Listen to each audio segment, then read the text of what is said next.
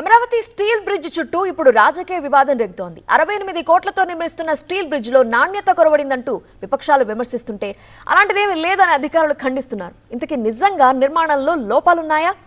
అధికారుల నిర్లక్ష్యమే కారణమా?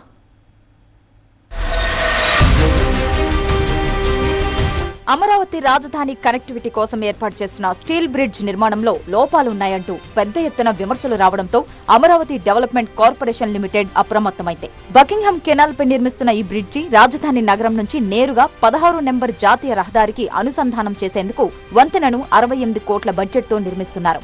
ఉండవల్లి నుంచి మణిపాల్ వరకు ఎలివేటెడ్ కారిడార్ నిర్మాణం, అలాగే కొండవీటి వాగు గేట్ల వద్ద 2 లైన్ల వంతెన నిర్మాణంలో భాగంగా రాజధాని ట్రాఫిక్ ను మళ్లించేందుకు దీన్ని నిర్మిస్తున్నారు.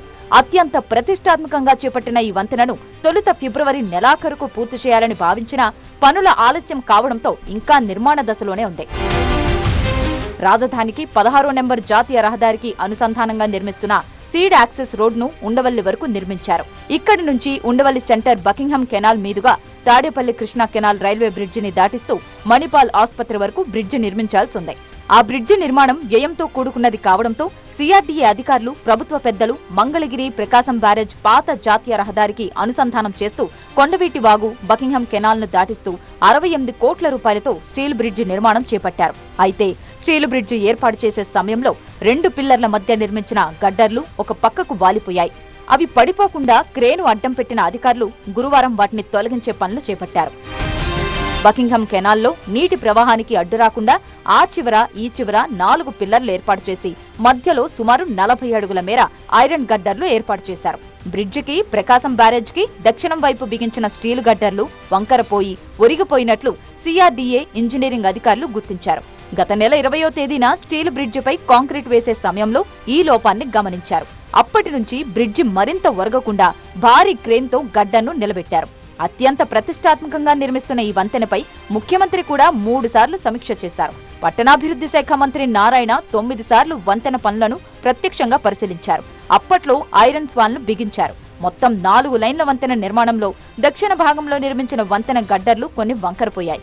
అయితే దక్షిణ భాగంలో నిర్మించిన 2వ వంతెన మధ్యలో గడ్డర్లు ఉండాల్సిన దానికంటే ఎక్కువగా వంకరపోయాయి. దీనిపై స్లాబ్ వేస్తే ఇబ్బందులు వస్తాయని అధికారులు హెచ్చరించడంతో కొద్ది కాలం భారీ క్రేన్ సపోర్టుతో నిలబెట్టారు. వంకర మరీ పెరిగిపోతూ ఉండడంతో వెంటనే తొలగించాలని నిర్ణయించారు. బుధ, గురువారాల్లో తొలగింపు పనులు చేపట్టారు. దక్షిణ భాగంలో ఉన్న వంతెన మధ్యలో ఉన్న స్టీల్ గడ్డర్లు తొలగించారు. అవన్నీ పూర్తిగా తొలగించి మరలా అలైన్మెంట్ పూర్తి చేసి స్లాబ్ వేస్తామని అధికారులు చెబుతున్నారు. గడ్డర్లు బిగించే సమయంలో కొంత వంకర వచ్చిందని, నిర్మాణ లోపాన్ని గుర్తించామని అధికారులు తెలిపారు. ఈ గడ్డరు పక్క తీసి పెట్టేటప్పటికి ఇక్కడ ఏదో జరిగిపోయిందన్న అపోహలో అపోహలో ఉన్నారు తప్ప ఇది రొటీన్గా మాకు కొన్ని వేరియేషన్స్ వస్తూ ఉంటే వేరియేషన్స్ కరెక్ట్ చేసుకుంటూ వెళ్తాం.